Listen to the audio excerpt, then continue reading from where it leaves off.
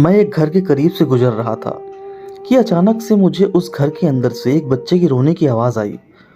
उस बच्चे की आवाज़ में इतना डर था कि अंदर जाकर वह बच्चा क्यों रो रहा है यह मालूम करने से मैं खुद को रोक ना सका। अंदर जाकर मैंने देखा कि एक माँ अपने 10 साल के बेटे को आहिस्ता से मारती और बच्चे के साथ खुद भी रोने लगती। मैंने आगे होकर पूछा, बहन जी, आप इस छोटे से बच्चे को क्यों मार रही हो जबकि आप खुद भी रोती हो? उसने जवाब दिया, भाई साहब, इसके पिताजी भगवान को प्यारे हो गए हैं और हम लोग बहुत ही गरीब हैं।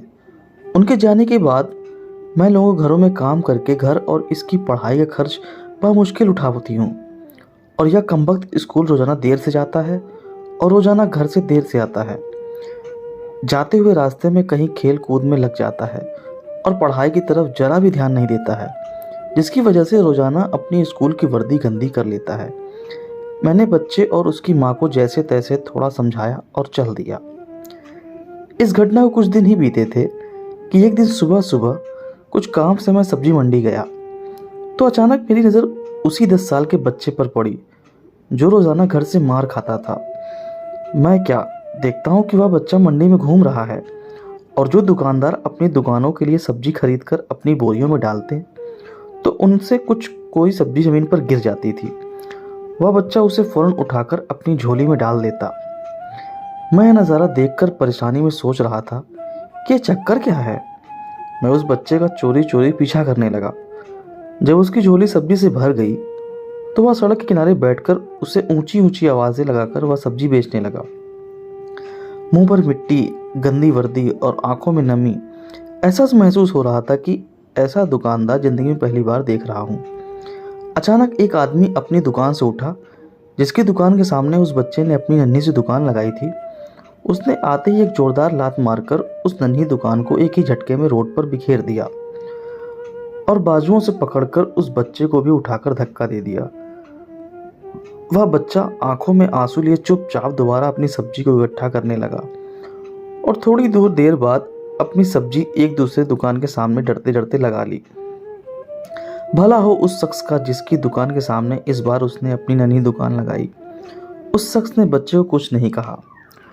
थोड़ी सी सब्जी थी, ऊपर से बाकी दुकानों से कम कीमत, जल्दी ही बिक्री हो गई और वह बच्चा उठा और बाजार में एक कपड़े वाली दुकान में दाखिल हुआ और दुकानदार को वह पैसे देकर दुकान में पड़ा अपना स्कूल बैग उठाया और बिना कुछ कहे वापस स्कूल की ओर चल पड़ा और मैं भी उसके पीछे पीछे चल रहा था। बच्चे ने रास्ते में अपना मुंह धोकर स्कूल चल दिया। मैं भी उसके पीछे पीछे स्कूल चला गया। जब वह बच्चा स्कूल गया तो 1 घंटा लेट हो चुका था, जिस पर उसके टीचर ने डंडे से उसे खूब मारा।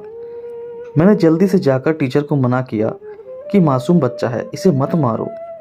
टीचर कहने लगे कि यह रोज़ाना 1-1.5 घंटे लेट से ही आता है और मैं रोज़ाना इसे सज़ा देता हूँ कि डर से स्कूल वक्त पर आए और कई बार मैं इसके घर पर भी खुद खबर दे चुका हूँ। खैर, बच्चा मार खाने के बाद क्लास में बैठकर पढ़ने लगा।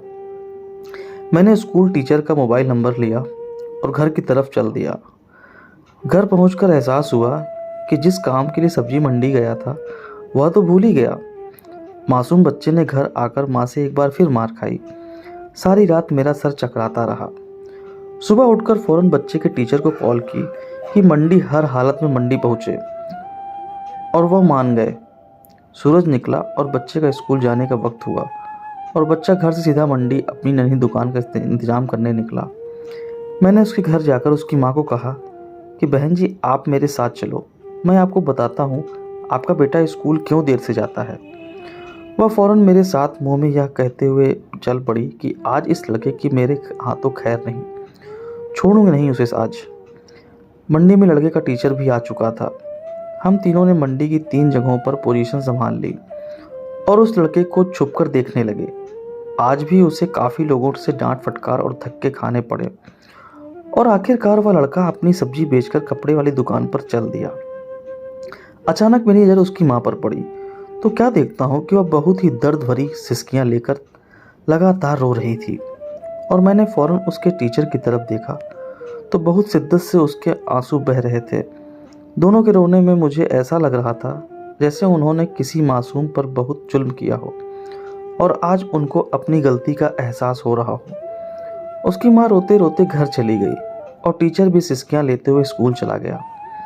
बच्चे ने दुकानदार को पैसे दिए और आज उसको दुकानदार ने एक लेडी सूट देते हुए कहा कि बेटा आज सूट के सारे पैसे पूरे हो गए हैं, अपना सूट ले लो। बच्चे ने उस सूट को पकड़कर स्कूल बैग में रखा और स्कूल चला गया। आज भी वह 1 घंटा देर से था। वह सीधा टीचर के पास गया और बैग डेस्क पर रखकर मार खाने के लिए अपनी पोजीशन संभाल ली और हाथ आगे बढ़ा दिए कि टीचर डंडे से उसे मार लें। टीचर कुर्सी से उठा और फौरन बच्चे को गले लगाकर इस कदर जोर से रोया कि मैं भी देखकर अपने आंसू पर काबू न रख सका। मैंने अपने आप को संभाला और आगे बढ़कर टीचर को चुप कराया और बच्चे से पूछा, यह जो बैग में सूट है वह किसके लिए है?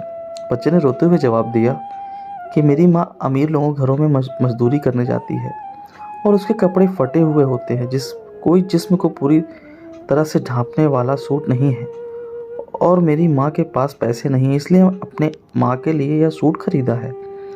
तो यह सूट अब घर ले जाकर माँ को आज दोगे? मैंने बच्चे से सवाल पूछा। जवाब ने मेरे और उस बच्चे के टीचर के पैरों के नीचे ज़मीन ही निकाल दी। बच्चे ने जवाब दिया कि नहीं अंकल, छुट्टी के बाद मैं इसे दर्जी को सिलाई के लिए दे दूँगा। रोज़ाना स्कूल से जाने के बाद काम करके थोड़े थोड़े पैसे सिलाई के लिए दर्जी के पास जमा किए हैं। टीचर और मैं सोचकर रोते जा रहे थे कि आखिर कब तक हमारे समाज में गरीबों के साथ ऐसा होता रहेगा। उनके बच्चे त्योहारों की खुशियों में शामिल होने के लिए चलते रहेंगे, आखिर कब तक? क्या ऊपर वाले की खुशियों में इन जैसे गरीब का कोई हक नहीं? क्या हम अपनी खुशियों के मौके पर अपनी ख्वाहिशों में से थोड़े पैसे निकाल कर अपने समाज में मौजूद गरीब और बेसहारों की मदद नहीं कर सकते हैं? आप सब भी ठंडे दिमाग से एक बार जरूर सोचना। दोस्तों, उम्मीद करता हूँ ये भावुक कहानी आपको पसंद आई और पसंद आई वीडियो को लाइक करें, शेयर करें और चैनल पर नए हो तो चैनल सब्सक्राइब करना ना भूलें। धन्यवाद।